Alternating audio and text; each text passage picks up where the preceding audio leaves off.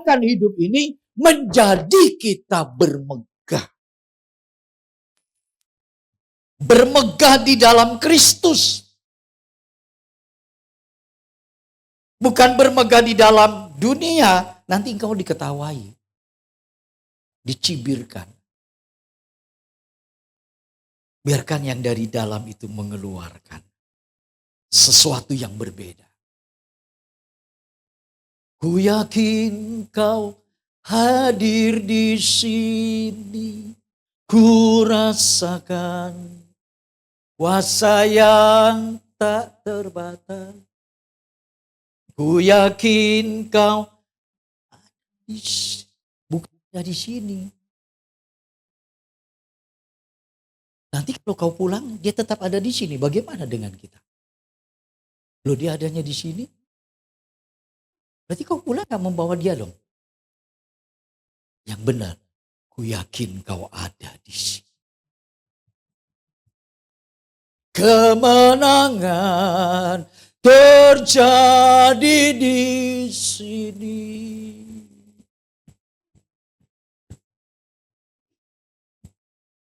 Kesembuhan terjadi di sini. Wah, hebat sekali Tuhan kita. Tak terlampaui dengan akal kita.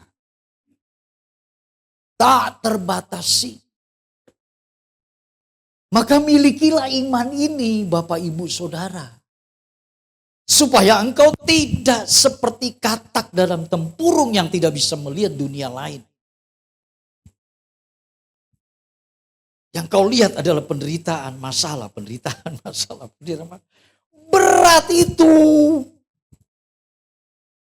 Padahal ini sudah ditanggungnya. Mengapa orang Kristen merasa berat sekali hidupnya? Ini loh yang menjadi problem kita. Pak, gimana saya mau bermegah? Mau ke gereja aja, aduh udah mikir ntar pulang ada duit enggak ya gitu. Pak, udah pulang saya gimana? Ada ini, ada itu. Belum lagi naik. Hari tertentu ada eskalator berjalan. Hari lain eskalator berhenti. Sudah berat hidup, naik pun mati itu eskalator. Tambah berat lah. Jadi bagaimana kita bisa bermegah dalam kesengsaraan kita? Itu bukan kita buat. Tapi itu terjadi dengan proses kita secara alamiah berjalan dengan Tuhan. Jadi hari-hari kesengsaraan itu menimbulkan kita untuk lebih bertekun pada Tuhan. Oh, kalau kita sudah menemukan ketekunan sesuai dengan koridornya Allah, sesuai dengan basisnya firman Allah, maka disitulah kita menemukan yang disebut ayat 4 tadi dikatakan, bahwa di dalam ketekunan itu kita akan tahan. Mau dibakar, mau jatuh dari atas, wah, tahan kita ujian. Menimbulkan tahan uji. Kalau sudah berjalan dalam proses kehidupan tahan uji, saudara mau diapain aja. Istilah orang Betawi bilang apa? Dablek. Gak tahu tuh dablek bahasa Betawi atau bahasa Jawa itu. Dablek. Satu kali teman saya cuman sudah almarhum. Dia ketawain saya kalau ditanya tuh enak gak makannya? Enak. Enak. Terus satu kali di gereja habis kita selesai beres-beres kursi dan seterusnya. Itu ada namanya Ibu Gembala ini suka bikin rawon. Rawonnya itu saudara, waduh. Sampai ini hari saya belum menemukan rawon sesedap yang dimasak. Itu dia punya dagingnya, empuknya bukan. Dia punya cita rasanya dari hitamnya itu kuah. Keluak itu dari keluak kan. Itu pas sekali. Kalau kita hirup saja itu. Aduh, saudara turun naik kan? Aduh, itu rawon. Maka saudara lagi ngebayang juga rawon itu. Dengan memakai kecambah. Ditambah lagi dengan sambelnya yang sudah dikasih jeruk nipis. Waduh, mantap tenan. Ya. Jangan pulang sekarang mau cari rawon, gak ada yang buka. Jadi saya selalu ditanya, enak gak dimakanannya? Enak. Apa sih yang gak enak buat kamu? Nah, jadi dengan demikian iman yang ketika dimilikinya berdasarkan dari problem-problem perkara-perkara yang di dalam kita sebagai orang Kristen. Ketika kita diuji, iman kita bukan lagi berdasarkan apa yang mau kita lihat. Apa yang Tuhan mau nyatakan. Kan minggu lalu berkata bahwa kita diajar bukan untuk melihat jalan-jalannya Tuhan. Jalan Tuhan itu jutaan, miliaran, triliunan cara dia membawa kita. Kalau konsep rumusan kita hanya satu saja kita pikir, oh Tuhan kalau menolong saya caranya begini. Itu kita sudah keliru kemana-mana. Kadang dia bawa kita jalannya A, kadang dia lompat ke bawah kita ke jalannya R dan seterusnya demi melengkapi perjalanan kehidupan kita. Tapi yang menjadi rumusan kita harus tetap tahan uji dan percaya kepada Tuhan. Dan manakala kepercayaan kita terus bertumbuh, tahan uji dimanapun kita. Sampai mau tidak mau kita adalah bagian daripada karya rencana Allah untuk menggenapi tujuan dan maksudnya Allah. Mengapa kita ada di dunia ini? Mengapa kita menjadi orang percaya? Kalau iman yang kita dasari adalah berdasarkan perkara-perkara yang kita lihat. Kalau iman kita dasari pengikutan kepada Kristus. Yang ingin kita lihat, yang ingin kita tahu, yang ingin bagaimana Tuhan nyatakan. Sudah tahu, orang-orang ini siap-siap akan gagal dan menyangkal Yesus. Saya masih ingat tentang Thomas. Thomas, bukan Thomas Edison. Ya.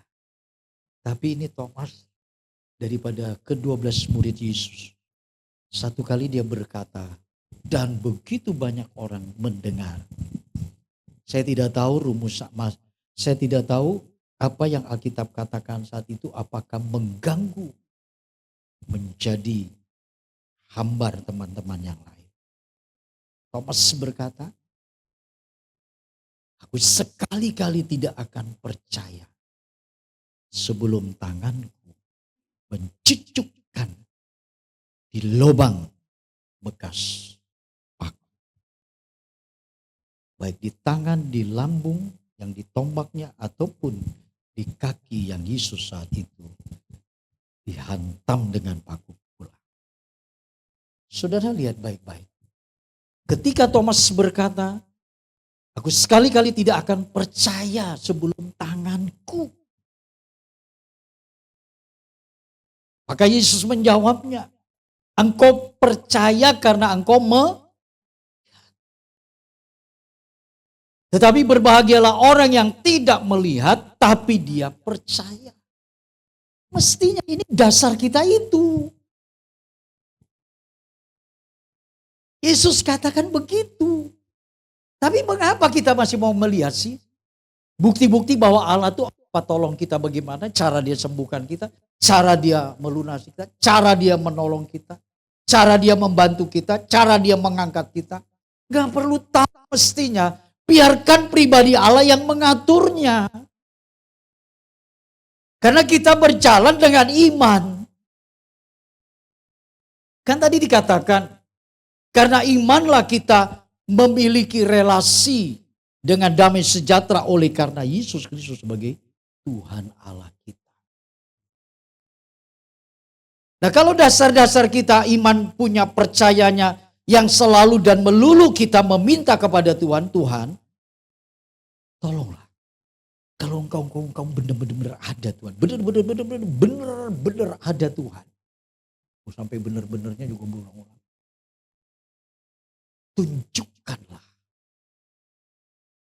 perbuatanmu yang ajaib.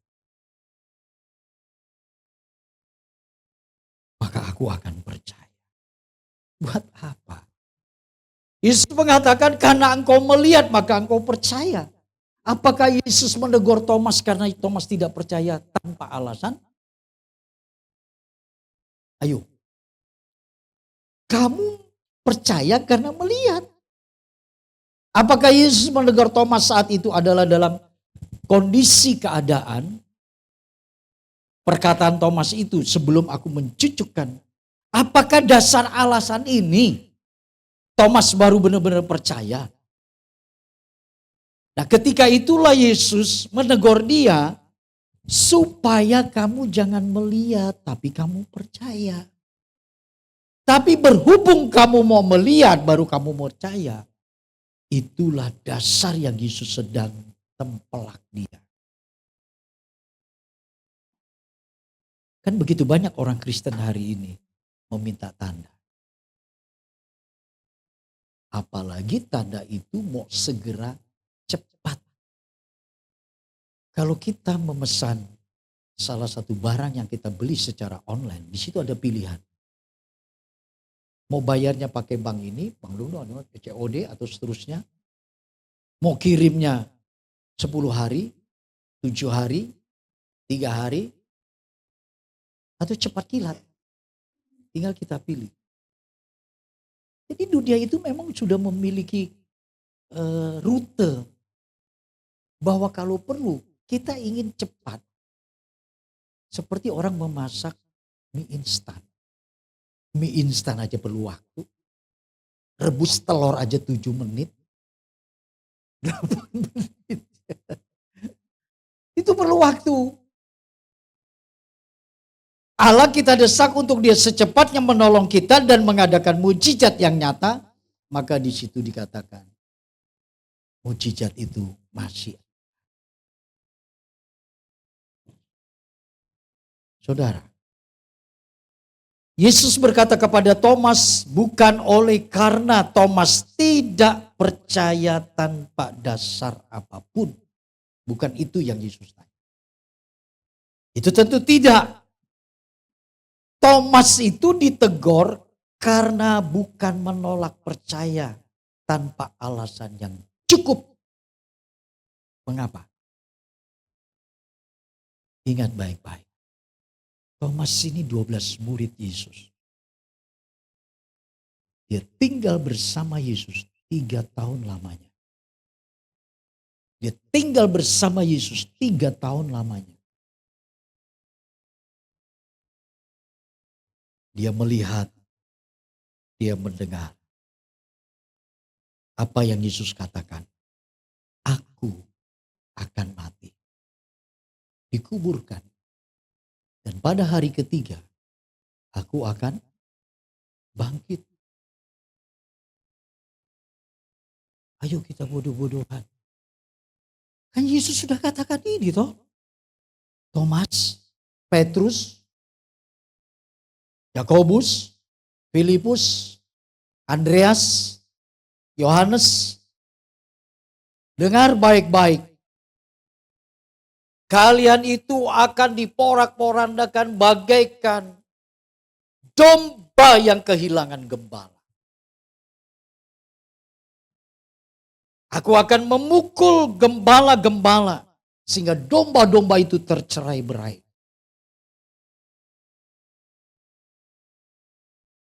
Kita ini terlalu Bapak Ibu. Yang kita pikir bangun tidur uang, yang kita pikir bangun tidur mau makan apa, yang kita pikir bangun tidur gimana sih. Mungkin kita terus berkutat, itu saja. Pernahkah kita berpikir, Tuhan, apa yang harus kulakukan supaya hari ini dari pagi, siang, sore, malam aku bisa menyenangkan hatimu. Aku bisa bukan mencukak. menyukakan hatimu. Seandainya ada doa permohonan kita kepada Tuhan itu, Tuhan katakan ini, terus mau apa lagi yang kamu minta? Gak ada Tuhan. Benar nih, betul. Aku ingin hari ini berjalan untuk menyenangkan, menyukakan hati. Wah, kalau itu terjadi, dengan ketulusan pemahaman kita akan Tuhan yang benar, saya percaya Salomo sampaikan, karena engkau tidak minta kekayaan, karena engkau tidak minta kekuatan, karena engkau tidak minta panjang umur, semua akan diberikan. Jadi Allah kita itu sama. Allah kita gak berbeda seperti pujian tadi, dia tetap sama. Kenapa kesamaan dia sebagai pribadi yang tidak berubah kita gak pegang? Mengapa ada orang semacam konglomerat yang berkata kepada kita, saya tolong kamu ya, sebulan kamu saya transfer 1 miliar, cukup kan? Wah, kita bener gak sini gitu. Pak bener Pak, mau transfer kita 1 miliar. Kita gak bisa tidur. Karena kita di dalam tempat tidur itu, bukan di dalamnya, di atas tempat tidur, kita ngebayang, ini saya akan bayar, saya akan lunasi, saya beli motor, saya beli kredit rumah, saya beli kulkas baru, saya beli ini, asal jangan beli istri baru. Setiap bulan 1 miliar. Sanggup apa enggak? Itu juga Tuhan lihat kita. Daripada akhirnya kita jadi setengah on, 1 on, kan gak kita inginkan. Lebih baik kita berjalan dalam proses alamiah hidup kita. Dan Tuhan senang kalau kita bisa menyenangkan Dia. Bisa menyukakan Dia, itu saja.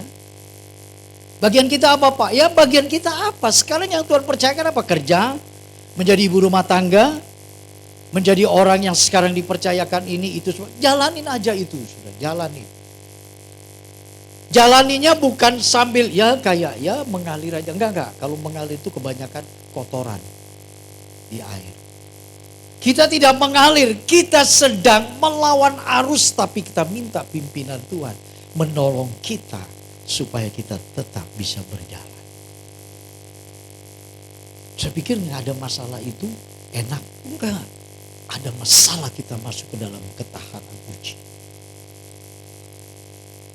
Seringkali dalam doa-doa ini saya selalu suka bertanya, Tuhan, kenapa sudah lama kok nggak ada ini? Karena di dalam ketahanan uji kita itu harus ada sesuatu yang menimbulkan kita bisa bertahan. Dan disitulah kita memiliki yang dikatakan oleh Yesus tadi. Thomas tidak percaya bukan tanpa alasan. Terlalu cukup banyak alasan Thomas mestinya tidak perlu bertanya. Dia 3 tahun bersama Yesus. Dia menjadi saksi Yesus. Bukankah hari ini kita juga sama? Ya. Ini ada perkara yang besar, tolong garis bawahi. Kalau murid-murid saja dari 12 itu hampir berguguran semua. Ya, murid-murid 12 itu. Thomas 3 tahun setelah Tuhan panggil dia, terus dia lewati. Lihat, dia melakukan, dia merasakan. Gak tahan. Petrus pun melewati jalan-jalan yang alamnya. Dia lihat, dia dengar, dia saksikan. Dia bertanya, mengapa engkau mau ke Yerusalem? Jangan guru. Itu keluarlah iblis. Yohanes pun mempertanyakan dan Filipus pun, Yesus beritahu guru, apakah Bapa itu bisa kita lihat? Jadi karakteristik dari 12 murid Tuhan ini punya problem yang cukup kompleksitas. Itu sedang menjanjikan, memperlihatkan kepada setiap kita orang percaya kita ada di wilayah itu. Tapi endingnya yang penting, dari 12 murid itu dia dan dia alami satu jamahan Roh Kudus. Dan Roh Kudus merubah kehidupan tiap pribadi orang. Dari 12 murid ini, Thomas adalah orang yang sangat setia dan sangat mempercayai Yesus. Sampai dia mati menjadi martir di India, di daerah Sinai, dalam kondisi yang cukup mengenaskan. Di tahun 72 Masehi.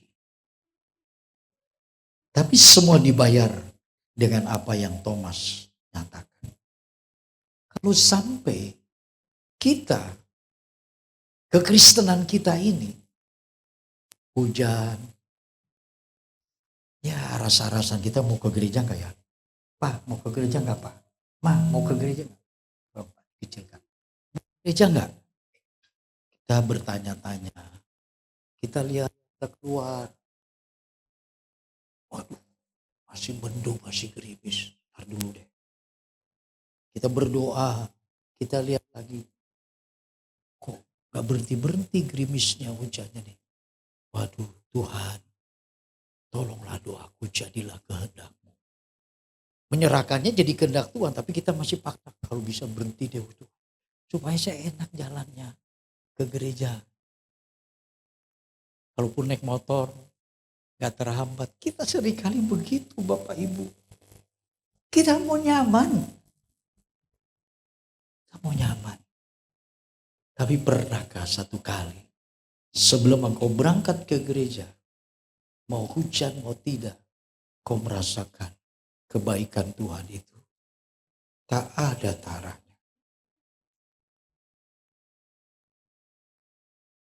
Sini parameternya.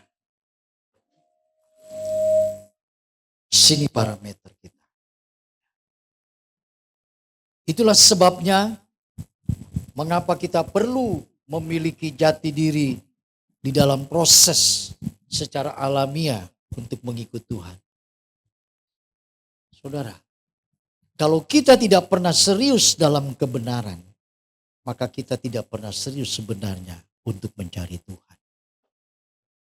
Kalau kita tidak pernah serius dalam kebenaran, dan kita tidak pernah serius untuk mencari kebenaran, kita tidak pernah serius dengan kerinduan pada kebenaran, maka sebenarnya kita endingnya, kita nggak serius dengan Tuhan. Itu aja. Iblis, dia sebagai makhluk yang sangat licik dan pintar sekali. Kalau sampai manusia pertama jatuh dan terhampar dengan dosa, dibuang, dipisahkan dengan Allah. Perhatikan. Hari ini makhluk itu jutaan miliaran usianya. Kalau dulu dia bisa menjatuhkan Adam Hawa, apalagi sekarang. Apalagi sekarang dengan pengetahuan-pengetahuan dia. Dengan pengalaman-pengalaman iblis yang jutaan miliaran tahun usianya. Semakin canggih untuk dia menjatuhkan anak-anak manusia. Apalagi orang-orang percaya. Maka iblis akan mengambil sesuatu dari kita jikalau kita tidak punya ketekatan. Iblis akan mengambil sesuatu kebenaran dari kita kalau kita tidak punya tahan uji untuk sampai kita tetap berharap pada Kristus. Menitik beratkan tentang ini. Bagaimana ketika jauh dan meninggalkan Yesus. Karena dia tawarkan Yesus, Yesus tetap tidak mau. Akhirnya ayat Alkitab mengatakan, dia mencari waktu yang tepat. Dengan usia yang jutaan miliaran tahun. Dia mencari siapa yang bisa ikut Yesus dengan sungguh-sungguh. Itu yang akan menjadi sasaran. Bapak Ibu, Sebagai ayat penutup, coba kita lihat Roma 5 ayat yang kedua tadi. Ya, ayat yang kedua. Oleh dia kita juga beroleh jalan masuk oleh iman kepada kasih karunia ini.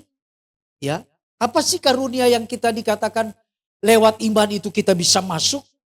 Jadi ada satu pintu yang dimana manusia tidak pernah bisa masuk ke sana. Maka Yesus berkata, akulah jalan, kebenaran, kehidupan. Akulah pintu. Di dalam kasih karunia ini dua kali diulang. Di dalam kasih karunia ini kita berdiri dan kita bermegah dalam pengharapan akan menerima ini loh yang menjadi sasaran kita. Ini yang menjadi sasaran kita, kemuliaan Allah. Kalau tadi ketika kita tahan uji dan ketika kita melewati tahan uji, maka di situ kita punya pengharapan dan pengharapan tidak mengecewakan. Coba di dalam Roma pasal 8. Ya, Roma pasal 8, sedikit lagi ya Bapak Ibu. Supaya tuntas, tas, bablas anginnya. Mantap. Jadi kita udah gak punya tahan angin lagi. Oke, Roma pasal 8 ayat 18.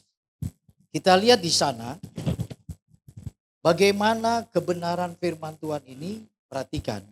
Tadi ayat 2 mengatakan bahwa kita akan menerima kemuliaan Allah. Sebab aku yakin, tuh Paulus mengatakan lagi. Jadi Paulus ini betul-betul yakin, dia bukan promosi. Bukan mendapatkan suatu suara dari orang-orang lain, bukan. Sebab aku yakin bahwa penderitaan zaman sekarang ini tidak dapat dibandingkan dengan yang ini.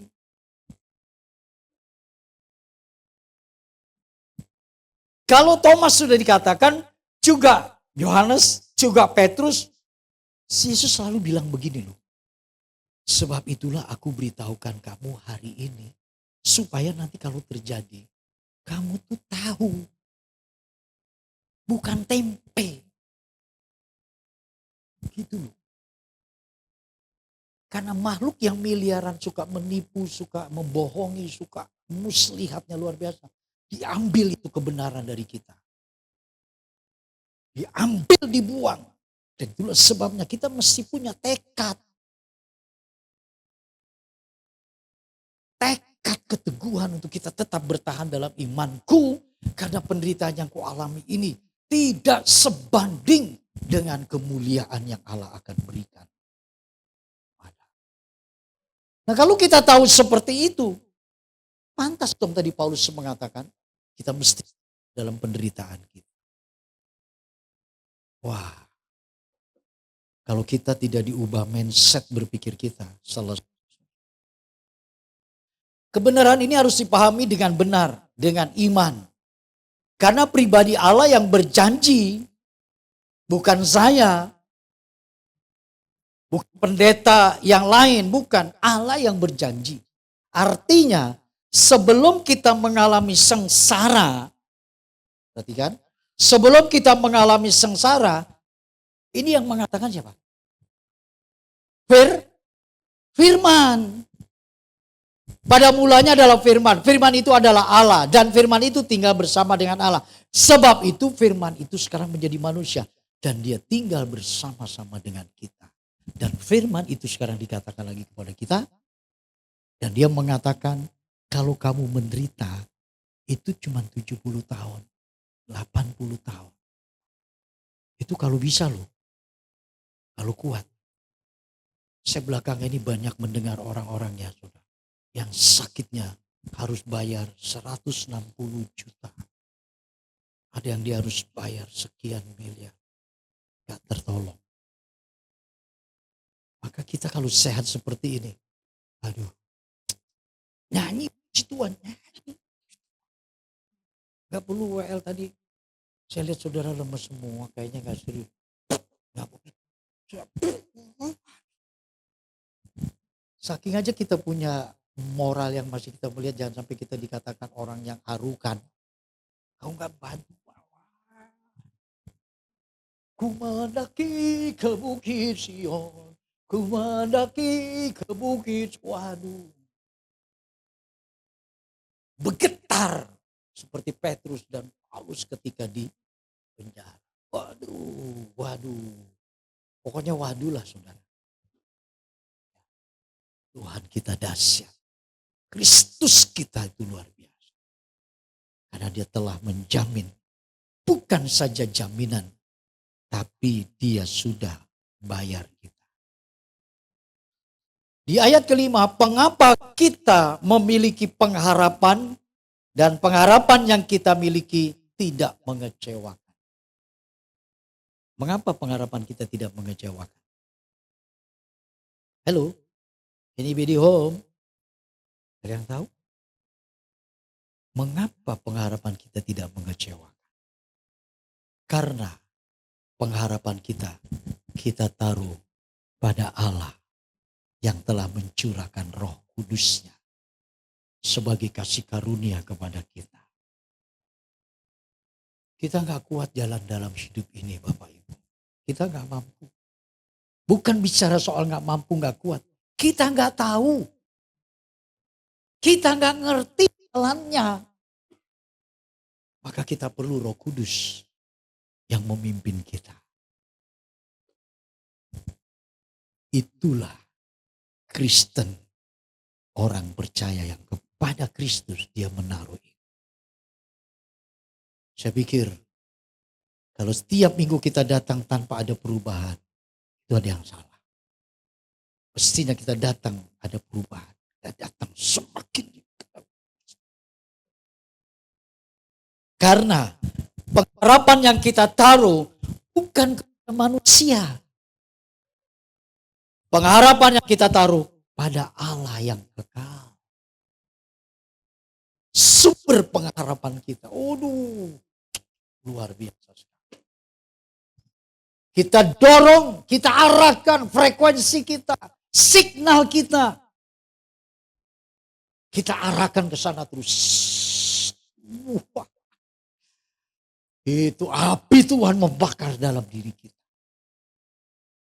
Saya udah gak ingat lagi nih lebaran kedua.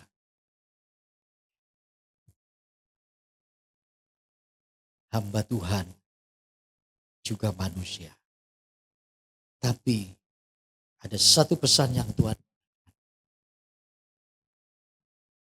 Hendaknya kita selalu mengingat kebaikan Tuhan. Pertolongannya, pembelaannya, perlindungannya. Jangan melulu kita menuntut Tuhan menyelesaikan kita punya masalah. Tapi mari kita lihat Tuhan kita selalu menolong kita kehidupan berjalan. Masa lalu yang telah kita lewati begitu banyak luar biasanya Tuhan. Sekarang yang kita jalani sekalipun kita tidak tahu jalan dan apa yang terjadi. Dan masa yang akan datang kita akan lalui. Hari ini sudah kita ada di tanggal 22 bulan Maret. Besok April Paskah, Mei, tengah tahun. Kita lewati itu semua karena Tuhan. Percayalah Tuhan Yesus Kristus yang telah memberikan semua kepada kita. Hari ini apapun persoalan kita, itu jangan dianggap terlalu besar. Itu Tuhan pasti punya cara menyelesaikan. Tuhan Yesus berkati kita. Amin. Mari kita akan